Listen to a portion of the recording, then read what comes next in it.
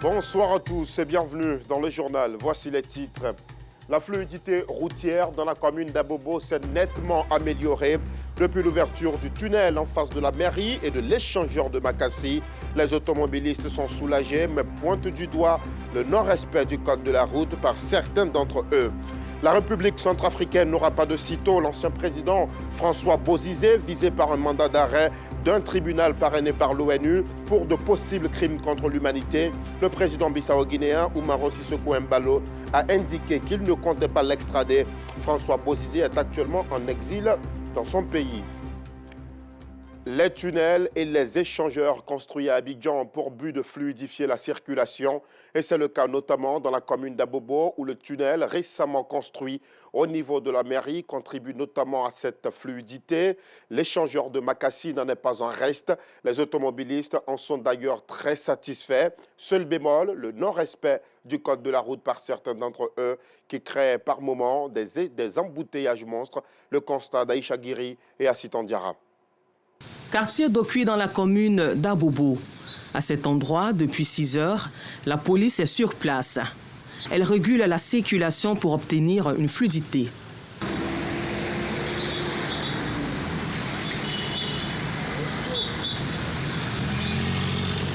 Au niveau du rond-point de la gendarmerie dans la même commune, les forces de l'ordre veillent au respect du code de la route. Une action qui ne fait pas place à l'incivisme des chauffeurs. Depuis que nous avons construit l'échangeur de Makassi, il n'y a pas de problème.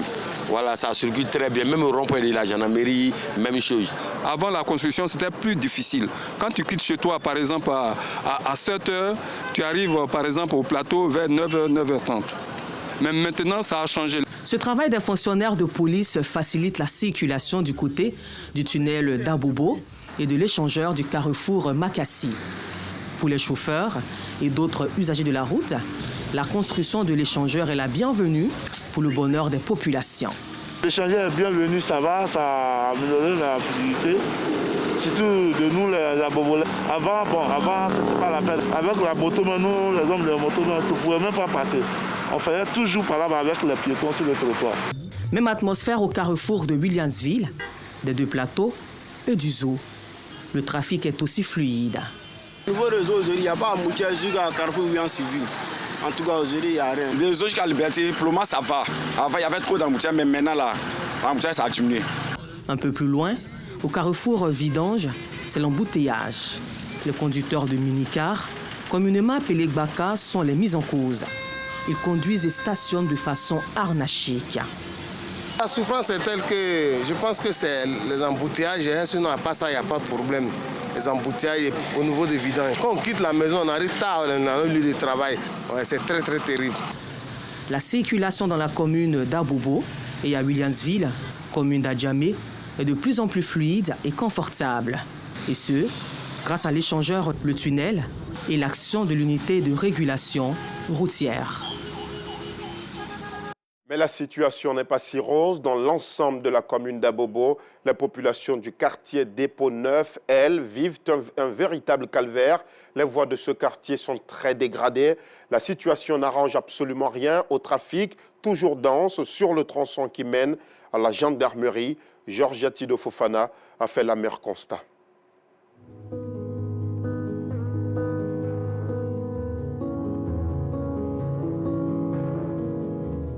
Triste situation, c'est le vécu des automobilistes empruntant la voie depuis le dépôt 9 à la pompe dans la commune d'Abobo.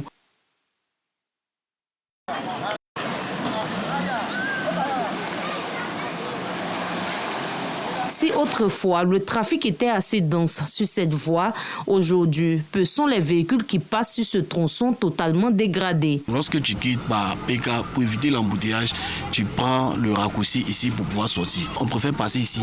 Donc cette voie, franchement, ça arrange beaucoup de personnes. Malgré que c'est en défaillance, mais on préfère passer ici. La voie n'est pas bonne, hein? Ça nous fatigue même.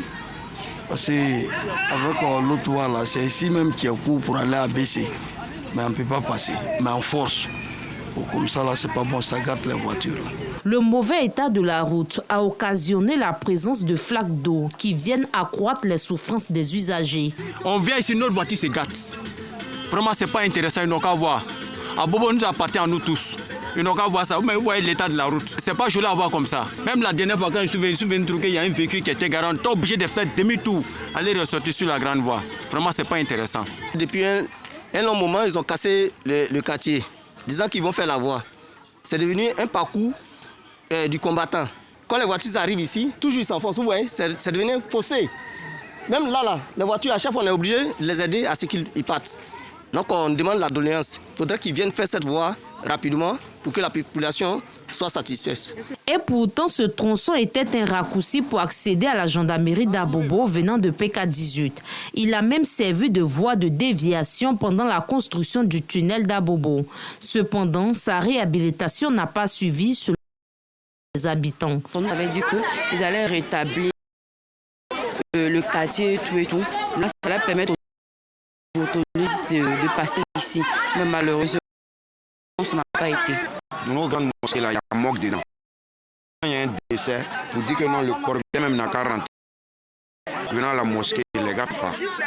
Même dit directement, quand s'il y a un décès pour le moment, peut-être le corps même, on prend le corps pour aller au bois de sinon les corbières même ont décidé de ne pas rentrer dans le. C'est une grande voie qui facilite la tâche de la population. Moi, je suis un chauffeur. Aujourd'hui, pour aller à la gare, les chauffeurs de Boara se plaignent pour prendre les gens à 300 à 200 francs. Parce que tout simplement, il n'y a pas haute déviation. Or, voilà la seule déviation qui facilite la tâche pour que les Abobolais même se déplacent. À la mairie d'Abobo, le dossier est bien connu. Le bitumage de cette rue, qui mène également au lycée municipal de la commune, est à l'ordre du jour. Et d'ailleurs, selon le deuxième adjoint au maire, c'est une question de temps, car le projet est déjà en sa phase d'exécution. Ce tronçon est programmé pour être bitumé. Je dis bien pour être bitumé. Voilà, les études sont terminées, et les réseaux sont déplacés. L'entreprise qui doit réaliser est dans la commune.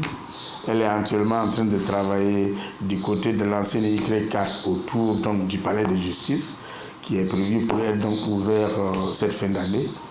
Et de là, c'est sûr qu'ils vont aller bitumer cette voie-là. Mais en attendant, des travaux seront entrepris directement pour mettre un peu la voie à niveau pour permettre donc la circulation. La saison des pluies s'annonce à grands pas et l'inquiétude des populations s'accentue. Une raison de plus pour la municipalité d'accélérer les travaux pour éviter des dégâts. En bref, le boulevard de Gaulle est fermé à la circulation à compter de demain, jeudi 9 mai à 8 h, au 10 mai à 5 h. Une fermeture qui intervient dans le cadre des travaux de réhabilitation du pont Félix Houphouët-Boigny. Et cette dernière autre information avant de poursuivre, les autorités ivoiriennes ont décidé de suspendre temporairement les achats de noix brutes de cajou pour exportation. La mesure est entrée en vigueur depuis hier 7 mai 2024. Durant cette période, seules les opérations d'achat de noix brutes de cajou par les transformateurs et acheteurs agréés en vue de l'approvisionnement des unités de transformation sont autorisées. C'est ce que précise la note du ministère de l'Agriculture. Dans un tout autre chapitre, 160 jeunes de la commune d'Abobo bénéficient d'une formation en entrepreneuriat et employabilité. C'est une initiative de la mairie. Elle vise à donner aux jeunes les capacités d'acquérir et de développer un esprit entrepreneurial, mais également de les amener à concevoir et planifier en bonne et due forme un projet. Le lancement de cette formation a eu lieu ce mercredi 8 mai en présence de la maire Kandia Camara. C'est ce que nous rapporte Georgette Tido Fofana. Outiller les jeunes en matière de création d'entreprises, c'est l'objectif de l'atelier de formation initié par la mairie d'Abobo. Une activité qui a réuni autorités municipales, chefs coutumiers, guides religieux et organisations de jeunesse. Qui veut aller loin, ménage sa monture. Nous voulons des jeunes prêts à l'emploi. Et donc il est nécessaire que nous puissions procéder à leur formation. La jeunesse d'Abobo est notre priorité. Puisque cette jeunesse représente près de 80% de la population.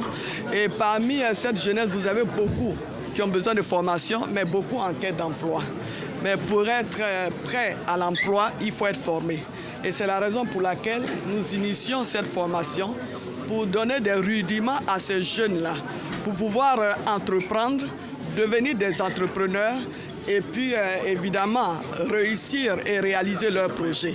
Au total, 160 personnes, membres des associations de jeunesse et organisations professionnelles, bénéficient de ce renforcement de capacité afin de leur inculquer la fibre de l'entrepreneuriat. Il est important de former ces jeunes-là à l'entrepreneuriat, de leur donner un esprit entrepreneurial. Les Anglais parlent du mind entrepreneurial. Et ce mind-là, c'est le précurseur. C'est celui qui va amener le jeune à avoir les capacités de pouvoir lui-même créer son emploi ou bien de pouvoir s'insérer dans le tissu socio-professionnel. Une initiative saluée à sa juste valeur. Il n'y a pas plus grande joie qu'en tant que leader de jeunesse, quand vous avez le retour d'un jeune qui dit que voilà, je viens de bénéficier d'une formation, ou bien voilà, j'ai été contacté pour un stage, ou bien j'ai eu une opportunité d'emploi, ou bien j'ai reçu un financement. C'est la plus grande joie que nous pouvons éprouver. Et l'activité de ce jour cadre avec cela parce que, au-delà de tout, il faut donner des rudiments. Mes attentes au sortir de cette formation, c'est d'améliorer ma stratégie de marketing pour pouvoir agrandir ma société. Ce projet va durer un peu plus de 2 mois renouvelables. La mairie d'Abobo fait de la formation et de l'employabilité des jeunes une priorité. Ce sont 300 jeunes formés pour la police municipale et 100 jeunes dans l'administration de la mairie. Restons à Abobo, où la mairie et l'ONG Ouadèche ont fait don de 2 tonnes de riz au village SOS de la commune. Un don destiné à soutenir le village sur le plan alimentaire. C'est une initiative qui témoigne de l'importance de la solidarité communautaire et de l'engagement des acteurs locaux à soutenir les couches les plus vulnérables de cette commune. Fedanayo et Assistant Diarayete. C'est avec un geste généreux et empreint de solidarité que l'Organisation internationale pour le développement économique, social et humanitaire, OI2ESH, à travers la mairie d'Abobo, a fait don de 2 tonnes de riz au village SOS d'Abobo. Pour le 2e adjoint au maire d'Abobo, accompagner une organisation dans ses actions de bienfaisance au sein de sa commune est un véritable plaisir. Tout à fait. Dans la vision de Madame le maire, qui a d'ailleurs fait de la commune d'Abobo une commune de solidarité et de partage. Lorsque la mairie a été contactée, elle a orienté le don sur le village d'enfants SOS et c'est ce qui justifie notre présence ici ce matin aux côtés de l'ONG que je voudrais au passage remercier. Je l'ai dit tout à l'heure dans mon propos, mais remercier, exprimer toute la gratitude de Madame le maire, du conseil municipal et de toute la dynamique population et le village d'enfants SOS. C'est un don que nous apprécions beaucoup. Selon les donateurs, ce geste représente un élan de solidarité envers ceux qui sont dans le besoin. J'ai pensé à créer une ONG pour aider les populations. C'est dans ce cadre. Mes activités sont figées sur l'aide humanitaire, sur les actions humanitaires. Ce don est passé par la mairie d'Abobo. Je ne vais pas rentrer dans une commune sans passer par le premier magistrat. C'est pour aider les enfants et ceux que SOS Village a besoin de ça. Cette action altruiste a été accueillie avec gratitude et reconnaissance par les récipiendaires. C'est un plaisir pour nous de recevoir ce don. Nous avons d'énormes défis en matière de prise en charge des enfants. Nous avons 191 enfants, 44 jeunes et ce don-là contribue à une alimentation de ces enfants-là. C'est un réel plaisir, c'est nous qui sommes honorés. On dit merci à la mairie, on dit merci au président exécutif de l'ONG. Le village d'enfants SOS accueille des orphelins et enfants abandonnés. 3 villages de l'ouest du pays se sont démarqués l'an dernier dans la préservation des aires protégées. Le parc national de Taï et tous ses habitants, faune et flore, ont même bénéficié d'un grand amour à travers des actions éco-citoyens de la part des villageois. L'Office ivoirien des parcs et réserves leur a décerné le prix Vert 2023. C'est un prix qui encourage les localités situées à la périphérie du parc à s'impliquer davantage dans la préservation et la protection des parcs et réserves de Côte d'Ivoire. Yacouba Koulibaly, Pargassoro Kone de Madongui nous en font le point. Impliquer et encourager les localités situées à la périphérie du parc national de Taï afin de garantir la préservation des aires protégées. C'est l'objectif visé par l'Office ivoirien des parcs et réserves, OIPR, qui entend récompenser les villages les plus éco-citoyens à proximité du parc. Il s'agit de récompenser les efforts fournis par les populations. Et les prix qui sont donnés doivent permettre à ces populations de réaliser des infrastructures.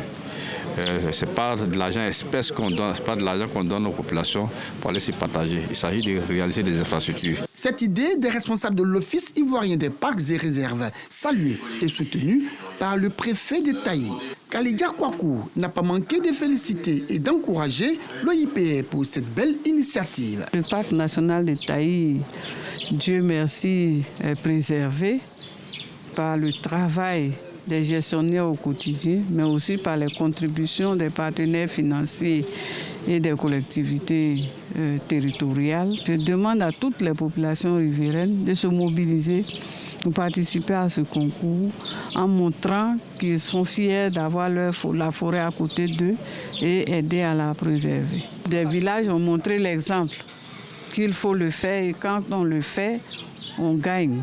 Donatien Taï-Bloadé a au nom des 3 villages lauréats, Zaïpobli, Diapadji et Baboya, assuré autorités administratives et dirigeants de l'OIPR quant à leur engagement total à la préservation et à la protection des aires protégées.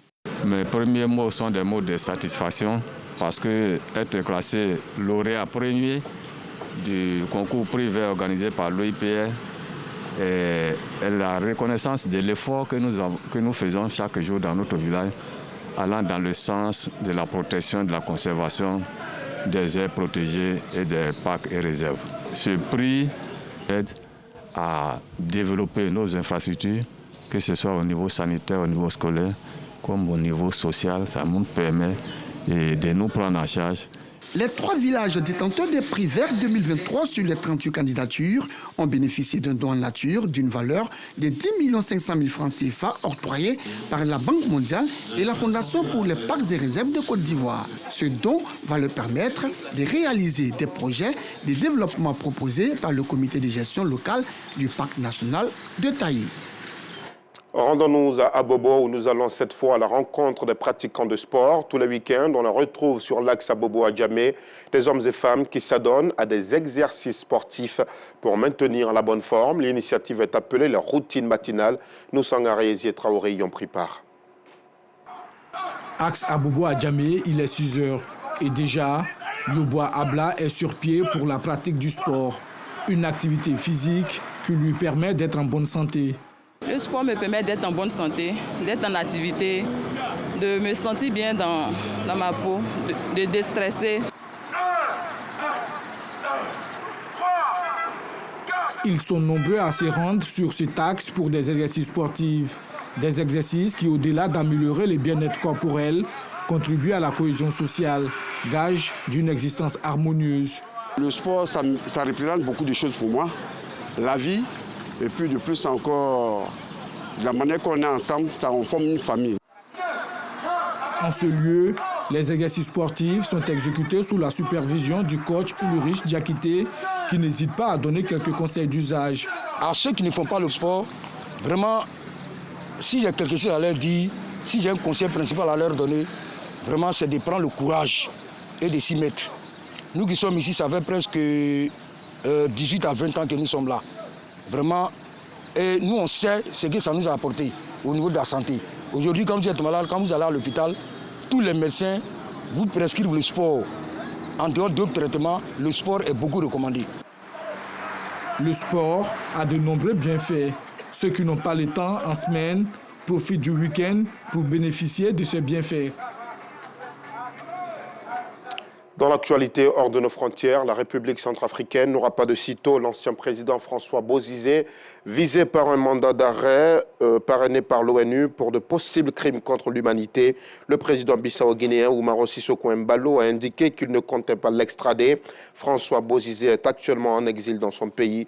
Lors d'une conférence de presse hier, le président bissau-guinéen a même ajouté, et je cite, « Je ne vais pas l'extrader car il n'y a aucun accord entre nos deux pays dans ce sens, sauf si Bozizé décide décide lui-même d'aller ailleurs. Le mandat d'arrêt émis contre lui m'a réellement surpris. Ce n'est pas ce à quoi je m'attendais, car ce n'est pas ce que le président centrafricain Faustin Archange Touadéra et moi-même nous sommes dit, a-t-il ajouté. En République démocratique du Congo, les inondations créent une véritable catastrophe humanitaire. Dans l'est du pays, plus de 500 000 personnes sont affectées.